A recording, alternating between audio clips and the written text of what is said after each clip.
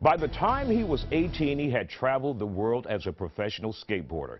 Then he lost it all to drugs. Former MTV star and professional skateboarder Brandon Novak joined The Factor to speak out about his battle with heroin addiction and the shocking admission about how he sold his body on the street of Baltimore. The book is called Dream Seller by Brandon Novak, and he joins us here on The Factor Uncensored. Obviously, you had a storied career. Yes. And you were at the top of your success, and then something happened. Yeah, you know. As a skateboarder. I fell prey to drugs and alcohol. You know, I was the first skateboarder ever to be endorsed by Gatorade at the age of 14. At the age of 15, I was designing my pro model, traveling the world with Tony Hawk, had a private tutor that flew with. After that, I ended up in those movies Jackass. Those movies broke box office several times over. After that, I became a New York Times top 10 selling author. On the flip side of that coin, I found myself in 13 inpatient treatment centers. My mother had lost count. I lost count of outpatients and detoxes. My mother bought me a plot. People had taken life insurance policies out on me. I ended up on life support for 7 days. My God. Yeah, and that's just a Reader's Digest version. So, with that fame, with that success, came the lure of drugs. Yeah. Opioid. Absolutely. Tell us about that. Well, the reality is the disease of addiction does not discriminate. Yale or jail, the White House or the outhouse, the results are all the same, and the fact is that 1 out of 5 people will be affected. Today in the nation, 174 people will die as a direct result of an opioid overdose. It's worse than the AIDS outbreak. It's worse than World War III. And the sad thing is these deaths are all preventable. My mother's a nuclear physicist. My brother's an attorney in the White House who practices pensions and benefits. At the end, I found myself at 35 years old, homeless, walking into my 13th treatment center. My worldly possessions consisted of 8 scarves, 2 jackets, 3 socks, 1 stick of deodorant that fit into a bag that doubles a pillow, and 4 cigarette butts that I dug out of a receptacle, with my mother going to God with 1 prayer.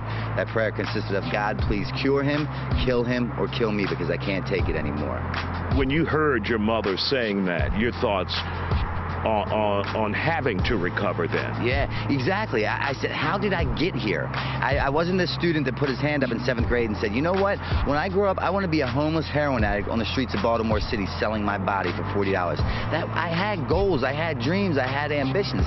But the disease of addiction is just that, a disease, you know? And it wrapped me up before I knew what to do with it. Because I was so successful at such a young age, before people realized I had a problem, they thought that like there was a method to my madness. And then when it was exposed and everyone knew I had a problem, it was kind of like I was unsalvageable.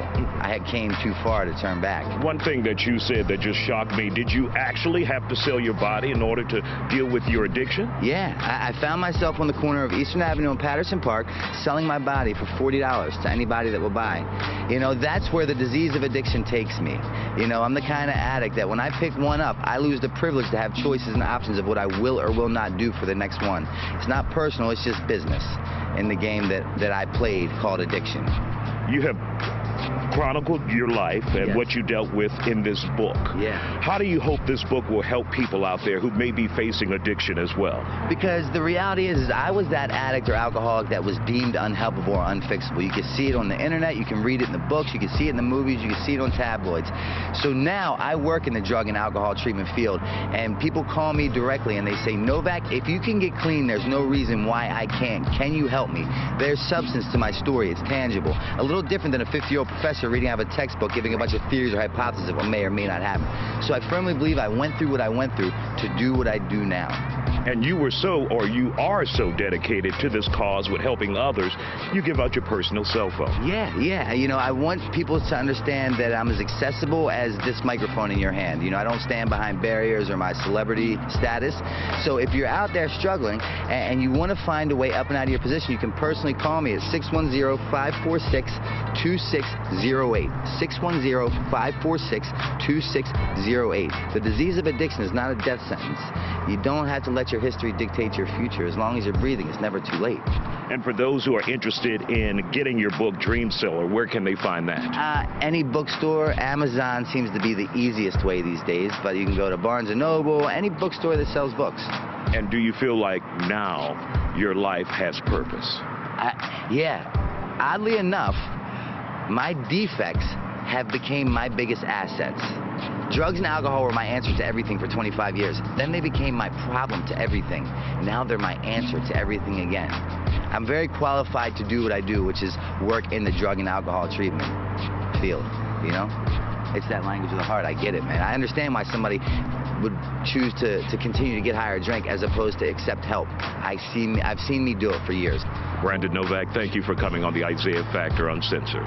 Thank you for being part of the solution, my friend. And of course, we wish Brandon the best in recovery.